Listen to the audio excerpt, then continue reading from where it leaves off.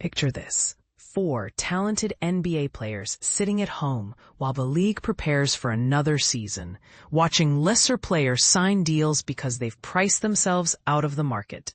Welcome to the fascinating world of basketball economics gone wrong. With just 57 days remaining until the NBA season tips off on August 25, 2025, most franchises have locked down their core rosters. Yet several capable players remain in limbo, not because teams don't want them, but because their contract demands have created an impossible negotiation gap. While veterans like Russell Westbrook, Ben Simmons, and Malik Beasley continue their search for new homes, 4 restricted free agents have found themselves in particularly precarious situations due to what many consider wildly unrealistic salary expectations. The question isn't whether Jonathan Kuminga, Josh Giddey, Cam Thomas, and Quentin Grimes possess NBA-caliber talent. They absolutely do. The real debate centers on whether their perceived market value matches reality. But here's where it gets controversial.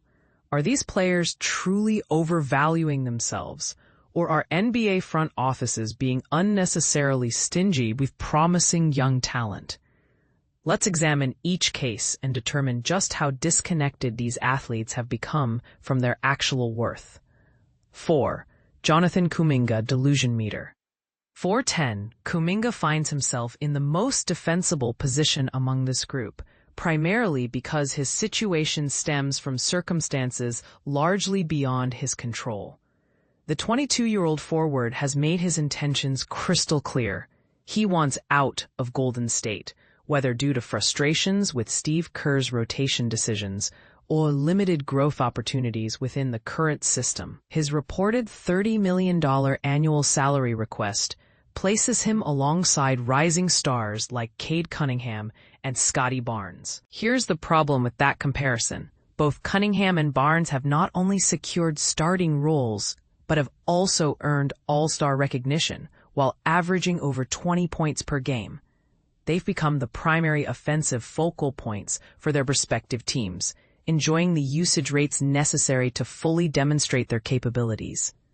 Kuminga's experience tells a different story. During the 2024-25 campaign, he earned starting spots in only 10 of his 47 appearances. The previous season showed marginal improvement with 46 starts in 74 games, while his rookie year saw him start just 16 times in 67 contests. Golden State has never fully committed to viewing him as a cornerstone piece, despite his undeniable potential. However, there's an important credential in Kuminga's favor that most 22-year-olds lack: an NBA championship ring. His talent remains evident, and his long-term value could prove substantial. If Golden State is genuinely preparing for life after Stephen Curry and Draymond Green, investing $30 million in Kuminga might actually represent smart forward thinking. 3. Josh Giddey, Delusion Meter, 6 out of 10. Giddey's placement above Kuminga reflects both higher expectations and a more complex performance narrative. Chicago acquired him with significant fanfare after trading away defensive stalwart Alex Caruso, positioning the 6'7" point guard as a potential franchise savior. The Australian guard represents exactly what modern NBA teams covet: a versatile, young floor general capable of impacting multiple statistical categories while maintaining respectable scoring efficiency. His 22-year-old frame suggests plenty of room for continued development. Admittedly, Giddey's season opener wasn't particularly impressive, but here's what the critics missed. His second-half surge told a completely different story. Over his final stretch of games, Giddey posted remarkable averages of 21.2 points, 10.7 rebounds, and 9.3 assists while shooting an efficient 50% from the field and an impressive 46% from beyond the arc. During this period, Chicago compiled a solid 17-10 record and secured the 9th seed in the Eastern Conference playoff race. These numbers represented career peaks across multiple categories, including shooting accuracy, rebounding, playmaking, and defensive steals. Giddey transformed from a promising role player into one of Chicago's few legitimate building blocks. Yet his $30 million annual asking price has been met with widespread rejection, leaving him contractless despite minimal league interest. While this figure might seem excessive, there's no questioning Giddey's ability to positively influence a starting unit's performance. 2. Cam Thomas, Delusion meter, 8 out of 10. The Brooklyn situation represents a messy divorce that reflects poorly on both parties involved. The Nets have embraced yet another complete reconstruction, prioritizing youth development through rookies and budget-friendly acquisitions like Igor Demin, Drew Timme, and Drake Powell. Thomas emerged from a limited 25-game sample size, starting 23 of those contests, with career best averages of 24.0 points, 3.8 assists, and 3.3 rebounds.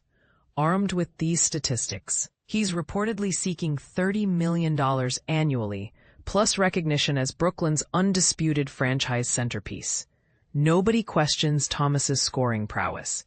He possesses the rare ability to create shots from deep range and attack the rim with equal effectiveness. But here's the brutal reality. His skill set essentially ends there.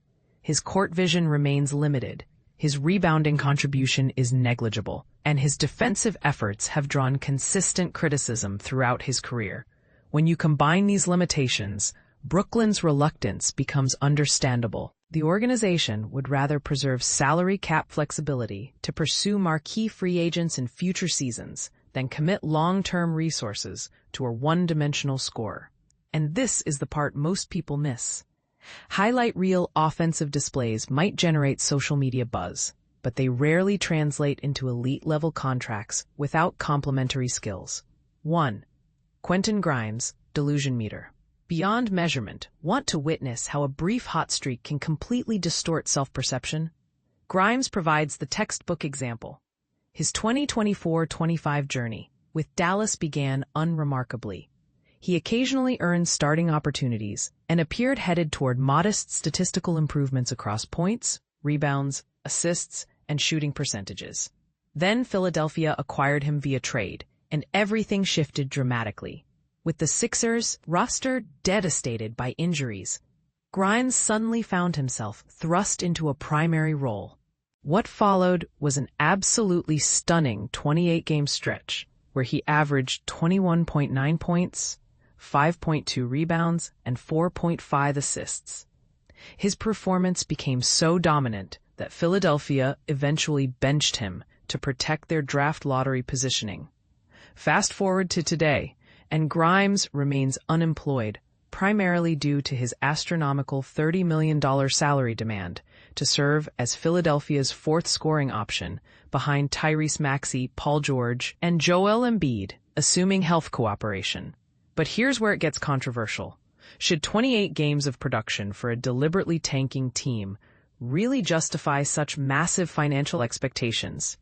If Grimes had produced identical statistics for legitimate contenders like Boston or Houston, we might be having an entirely different conversation.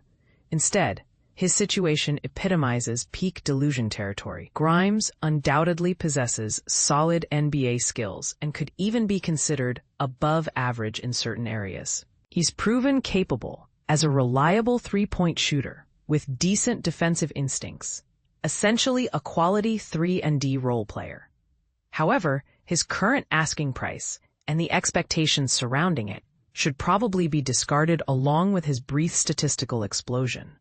The uncomfortable truth: sometimes a hot streak is just that, a hot streak, not a permanent elevation in ability. What do you think? Are these players justified in their salary demands, or have they completely lost touch with their market value? Should teams be more willing to take calculated risks on young talent, or are front offices right to maintain fiscal discipline? Drop your thoughts below. I'm genuinely curious whether you side with the players or the organizations in these standoffs.